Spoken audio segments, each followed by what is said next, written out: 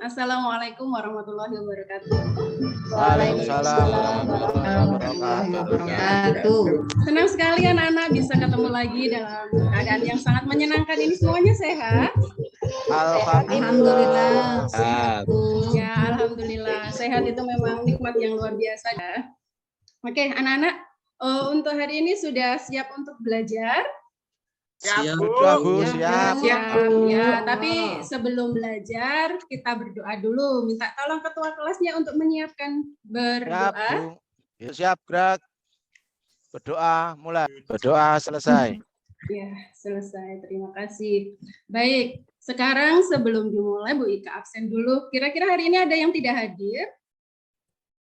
Ya, baik. Berarti hari ini semuanya hadir ya, alhamdulillah. Jadi seperti yang Bu Ika sampaikan tadi, nikmat sehat itu luar biasa, harus kita syukuri, dan karena sehat inilah makanya kita harus bisa memanfaatkan dengan baik. Kita terus berfastabiqul khairat, berlomba-lomba dalam kebaikan. Nah, untuk hari ini nanti kita akan belajar bersama. Sebentar, sebelumnya Bu Ika share screen dulu ya. Kalian masih ingat kemarin kita sudah belajar apa saja? Ada yang ingat? Aku kok lalen.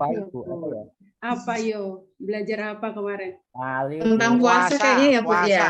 Oh iya, puasa. Iya, puasa, Bu. Ya, betul. Ya, jadi kemarin kita ya tadi jadi kemarin kita sudah belajar tentang puasa, baik itu puasa wajib maupun puasa sunnah. Coba sekarang Bu Ika mau cek dulu. Apakah ada yang masih ingat apa sih itu puasa? Puasa adalah menahan lapar dan haus dari terbitnya fajar hingga terbenamnya matahari dengan syarat dan rukun tertentu. Oh iya, pintar Mas Marianto. Ya, itu adalah puasa ya. Jadi puasa itu kita menahan sesuatu dari terbit fajar hingga terbenam matahari. Oke, kalau puasa wajib, apa itu puasa wajib? Masih ingat nggak? Puasa Bu. Oh iya, apa itu? Siapa tadi, Mbak Nia ya? Apa puasa wajib? Puasa yang dilakukan, yang harus dilakukan, Bu. Kalau dilakukan, tapi kalau tidak dilakukan akan berdosa. Contoh Ramadan itu. Oh iya, di bulan Ramadan. Jadi kalau puasa wajib itu wajib ya bagi kita semuanya, dan pelaksanaannya ada waktu khusus. Jadi pada saat bulan Ramadan saja. Oke, sekarang yang terakhir kita ingat kembali yang terakhir belum apa tentang puasa sunnah. Ada yang masih ingat apa sih contohnya puasa sunnah itu? Saya, Bu. Oh iya, masih sunnah. Apa Senin itu? Kemis. Senin Kemis, apalagi? Ya. Daud, sehari puasa sehari tidak. Puasa Daud. Ya, baca Daud. Ya, apalagi? Apa ya, Bu ya? Nyawa. Kalau Mas Isna biasanya yang apa itu yang biasa dilakukan? Nggak pernah puasa, Bu. Daud, Bu. Oh, Daud, Masya Allah. Tapi berhenti terus sakit, Bu. Sakit terus berhenti. Sampai sekarang belum. Oh iya, nanti berhenti setahun. Semoga habis ini sehat terus ya, nanti bisa melanjutkan. Ya, Bu, baik. suruh istirahat dulu, nggak boleh puasa. Ya. Oke, jadi itu tadi materi yang sudah kita bahas minggu lalu. Nanti kita akan melanjutkan pelajaran untuk hari ini. Tapi sebelumnya, biar kita lebih semangat, kita jajal dulu ya. Nanti ikuti Bu Ika. Ya, coba. Bu. Saya sehat. Saya sehat. Saya sehat. Ya, saya hebat. Saya Hebat. Sukses adalah hak saya. Sukses adalah hak saya. Sukses adalah hak saya. Ya, ini jangan lupa. Siji. Kenapa kok siji? Kenapa siji? Kalau kita bilang siji itu kan berakhir dengan bibir yang tersenyum, ya kan? Ya, jadi kita biar terus senyum, semangat untuk belajar. Begitu ya? Siap, Bu. Siji. Oke. Sekarang kita masuk ke materi. Fokus ya. Sebelumnya Bu Ika putar dulu. Ini ada sebuah video, kalian bisa menyaksikan seorang nenek tua yang ya separuh badan. Dia tinggal di Jawa Barat dan ternyata termasuk orang miskin di sana. Dia tinggal di sebuah gubuk. Setiap harinya pakainya air ini, air comberan. Ya, air comberan ini dipakai untuk cuci piring, untuk mandi. Jadi selereknya ya, jadi karena itu kadang-kadang nenek Dedeng ini sering sakit. Ya. Ya. Kasihan. Ini, jadi airnya pakai air comberan itu.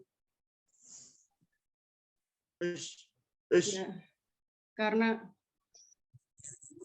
rumah yang seperti ini, gubuk ini dia tinggal bersama kedua anaknya. Ini ada cucunya juga, masih bayi, dan dia sakit. Cucunya yang bayi ini sakit.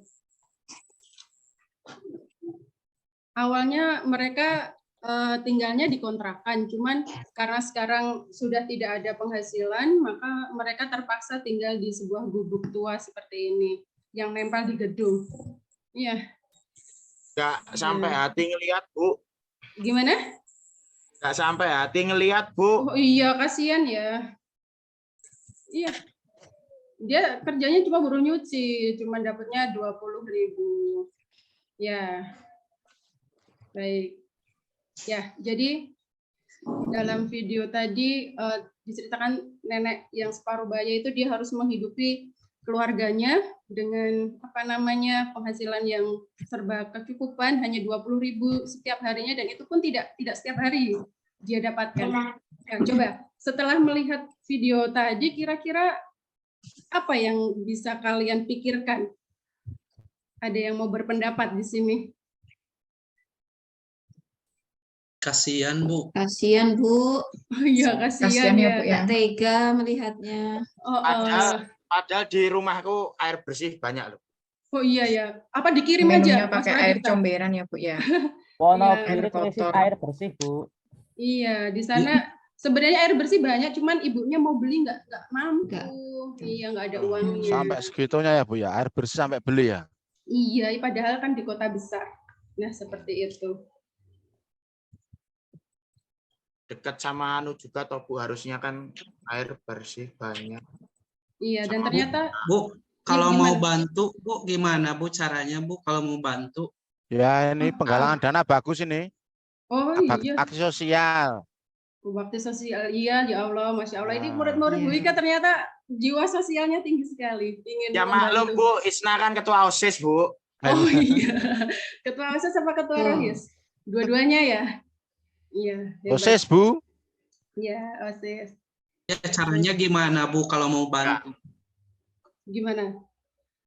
Kalau mau bantu mereka, kira-kira ada yang punya ide? Kalau memang mau penggalangan dana, kita mau bantu gitu, gimana caranya? Ya, teman sekelas, Bu. Kita iuran sukarela, masuk kelas-kelas, bawa kardus. Mau diantar ke sana langsung? Ya, kita cari informasi dulu, Bu. Kita cari informasi. Lewat apa biasanya? Karena itu lewat TV ya. Biasanya kan Basnas bisa, Bu. Basnas, Bu. Oh iya, Basnas. Lazismu, Bu. Oh, atau Lazismu ya. Lazisnu ada. Lazismu ya, jadi Lazisnu. Oh, udah cukup, ayo cukup, Mas Isma ini, Mas Pradipta. Lazismu ya bisa. Lazisku. Jadi kalau mau membantu, mereka bisa lewat dua-duanya. Basnas bisa, Lazismu boleh, Lazisnu juga boleh. Ya, jadi tapi kalau Basnas itu kan cakupannya lebih luas. Lah di sana Basnas kan Badan Amil Zakat ya, dan levelnya nasional. Mungkin nanti kalau misalkan memang mau penggalangan dana kita bisa lewat sana. Tapi biar kita lebih paham bagaimana caranya pengelolaan zakat seperti yang biasa dilakukan Basnas, dan nanti kita bisa membantu mereka, maka sekarang coba kita belajar dulu tentang zakat ya, untuk melanjutkan pertemuan yang kemarin. Kemarin kan sudah puasa. Kalau rukun Islam kan urutannya gitu ya, habis puasa terus bayar zakat. Oke, ya sih secara kelompok dulu. Biar nanti lebih paham tentang materi ini. Ini Bu Ika sudah bagi kelompoknya ini, biar nanti lebih memudahkan kalian bekerja. Jadi kelompok 1 nanti akan membahas tentang zakat profesi. Ini anggotanya ada Mbak Ida, Mbak Emma, dan Mas Habib. Nanti silahkan bisa berkumpul untuk membahas tentang zakat profesi. Kemudian kelompok 2-nya ada Mas Isnaini, Mbak Nia, dan Mas Heru. Nanti silahkan berkumpul juga untuk membahas tentang zakat pertanian, tetapi yang tanpa irigasi dulu ya. Tadi berapa persen kadarnya kalau tanpa irigasi? 10. 10%. Ya, pintar, masih ingat semua. Kemudian yang kelompok 3 itu ada Mas Pradipta, Mbak Lilin, dan Mas Marianto. Nanti yang zakat yang dibahas tentang pertanian tanpa irigasi. Berapa persen tadi kadarnya yang tanpa irigasi? 5. 5%. Kebalik nggak sih? Kan. Sebu, tilai sebu. Kalau dengan irigasi butuh biaya enggak? 5%. Bu. Ya, 10%. Coba Yang Bu tanya dulu. 10, Bu. Oke, tenang dulu. Kalau pertanian dengan irigasi berarti butuh biaya enggak? Ya Bu, diesel. Kalau butuh biaya berarti zakatnya lebih banyak atau lebih sedikit? Sedikit. Sedikit. Iya, coba diulang. 3 yang tanpa irigasi berapa persen? 10%. Ya. Karena salah akhirnya ngantuknya hilang toh. Oh iya. Ya, semangat lagi sekarang. Oke, sekarang kelompok 4. Kalau kelompok 4 ini ada Mas Erwin, Mas Ma'ruf, dan Mas Haris. Nanti akan membahas tentang zakat. Tugasnya nanti silahkan bahannya bisa kalian download dulu di link draft ini. Bu Ika share di kolom komentar ya. Bisa kalian nanti klik di sana. Nanti kalau sudah selesai, habis ini kalian diskusi dulu. Kalau sudah selesai nanti bisa dikumpulkan lewat link di bawahnya ini. Ya. Oke, sekarang silahkan berkelompok dulu. Sudah ada yang mengumpulkan tugasnya, coba Bu Ika tampilkan dulu di sini. Ini kelompoknya Mbak Nia ini. Ya, Nia. Silakan Mbak Nia. Ayo Mbak Nia. Nia. Bisa. Karena yang masuk duluan berarti tanggung jawab untuk presentasi duluan ya. Ibu. Silakan, ya. Mbak Nia bisa dimulai dulu untuk presentasinya. Yang lainnya perhatikan dulu. Ya Bu. Zakat profesi dianalogikan dengan zakat emas. Apa yang kamu pikirkan tentang itu? Jawabnya, harga emas yang cenderung sama setiap wilayah, maka kadar zakat profesi lebih disamakan atau dianalogikan dengan harga emas.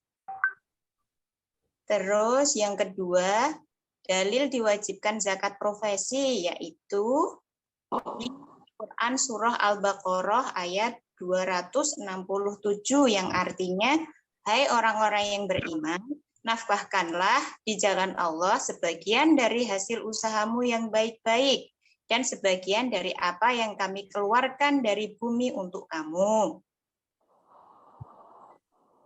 Kemudian hikmah zakat profesi dalam kehidupan. Setelah mempelajari materi zakat, kita bisa mengambil pelajaran di antaranya 1. Mensucikan diri dari sifat kikir. 2. Mendekatkan diri kepada Allah. 3. Menyuburkan harta. Yang keempat, menanamkan sikap tenggang rasa. Kemudian hitung zakat.